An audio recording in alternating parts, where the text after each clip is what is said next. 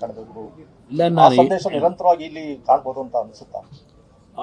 ನಾನು ಅದಕ್ಕೆ 11ನೇ ತಾರೀಕು ನಿಮಗೆ ಸಂಪೂರ್ಣವಾಗಿ ಏನು ಈ ಸ್ಥಳದಿಂದ ಉದ್ದೇಶ ಇಟ್ಟಿದ್ದೇನೆ, ಏನು ಸಂದೇಶಗಳನ್ನು ಪ್ರತಿ ಕುಟುಂಬಗಳಿಗೂ ನಾನು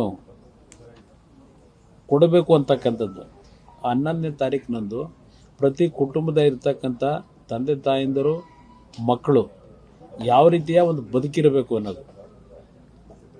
ಈಗ ನಮ್ಮ ಕುಟುಂಬದಲ್ಲೂ ಹಲವಾರು ರೀತಿಯ ಸ್ವಲ್ಪ ಭಿನ್ನಾಭಿಪ್ರಾಯಗಳು ಬರ್ತವೆ. ಬಹುಶಃ ನಿಮಗೆ ನನಗಿಂತ ಹೆಚ್ಚಾಗಿ ಗೊತ್ತಿದೆ.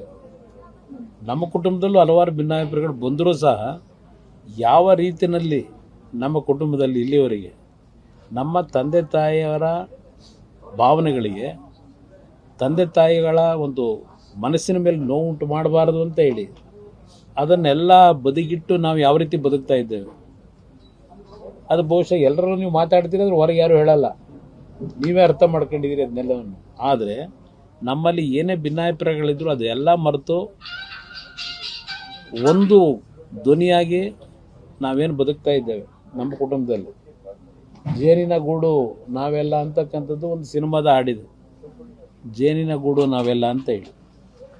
ಇವತ್ತು ಆ ರೀತಿಯ ಬದುಕನ್ನು ಪ್ರತಿ ಕುಟುಂಬಗಳು, ನಿಮ್ಮ ಕುಟುಂಬದಲ್ಲಿ ಯಾವುದೇ ರೀತಿಯ ಭಿನ್ನಾಭಿಪ್ರಾಯಗಳು ಬಂದರೂ ಬದುಕಬೇಕು ಅಂತಕ್ಕಂಥ ಸಂದೇಶ ನಾವು ನೆನ್ನೆ ಕೊಟ್ಟಿದ್ದೇವೆ ಅನ್ನೋದು ನನ್ನ ಅಭಿಪ್ರಾಯ. ನಾಡಿನ ಜನತೆಗೆ ನಾನು ಕೊಡ್ತಕ್ಕಂಥ ಸಂದೇಶ.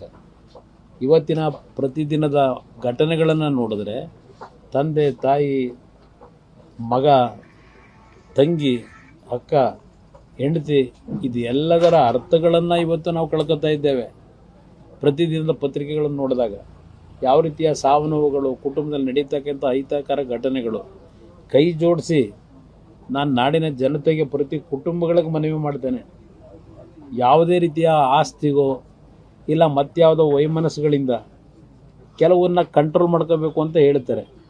ಜೀವನದಲ್ಲಿ ನಾವುಗಳು ತಪ್ಪುಗಳಾದಾಗ ಅದನ್ನು ಸರಿಪಡಿಸ್ಕೊಳ್ಳಿಕ್ಕೆ ಯಾವ ರೀತಿಯ ಒಂದು ಪಶ್ಚಾತ್ತಾಪಗಳು, ಯಾವ ರೀತಿಯ ಒಂದು ಜ್ಞಾನೋದಯವನ್ನು ನಾವು ಪಡಿಬೇಕಾಗಿದೆ, ಅದನ್ನು ಇವತ್ತು ಪ್ರತಿ ಕುಟುಂಬಗಳು ನಿಮ್ಮ ಕುಟುಂಬದಲ್ಲಿ ಜಾರಿಗೆ ಇವತ್ತು ಅದನ್ನು ಸರಿಪಡಿಸ್ಕೊಳ್ತಕ್ಕಂಥ ನಿಟ್ಟಿನಲ್ಲಿ ನೆನ್ನೆಯ ನನ್ನ ತಾಯಿಯ ಒಂದು ಸಂಸ್ಕಾರ ಏನು ಮಾಡಿದ್ದೇವೆ, ಯಾವ ರೀತಿ ನಮ್ಮ ಕುಟುಂಬದಲ್ಲಿ ಮುಂದಿನ ನಮ್ಮ ತಾಯಿ ನಮ್ಮ ತಂದೆಯ ಬದುಕನ್ನು ಕಂಡು ನಾವೇನು ನಡೀತಾ ಇದ್ದೇವೆ ನಮ್ಮ ಕುಟುಂಬದಲ್ಲಿ ಯಾವುದೇ ರೀತಿಯ ಭಿನ್ನಾಭಿಪ್ರಾಯಗಳಿದ್ದರೂ ಅದು ಎಲ್ಲವನ್ನು ಬದಿಗಿಟ್ಟು ಒಂದು ಧ್ವನಿಯಾಗಿ ಜೇನಿನ ಗೂಡಾಗಿ ಪ್ರತಿ ಕುಟುಂಬಗಳು ಬದುಕಲಿ ಅಂತಕ್ಕಂಥದ್ದನ್ನು ನಾನು ಸಂದೇಶವನ್ನು ಈ ಒಂದು ಪಾವಿತ್ರವಾದಂಥ ಸಂದರ್ಭದಲ್ಲಿ ಹೇಳಲಿಕ್ಕೆ ಬಯಸ್ತೀನಿ.